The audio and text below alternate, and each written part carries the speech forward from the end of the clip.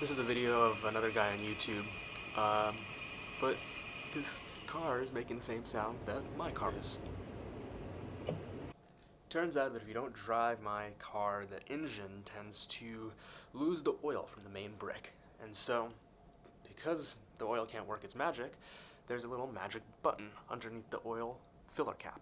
Now this button, if you take an oil can and you put that can up against the button and you push it down, it allows you to put oil directly into the valves that need to start turning. So, with the help of a friend, we tried to get this to start.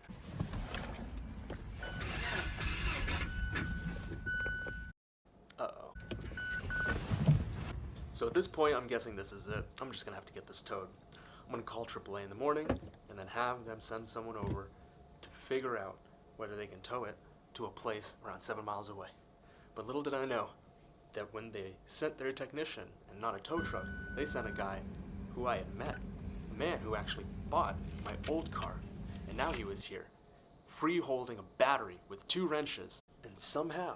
This big thank you, got it running, we're good to go.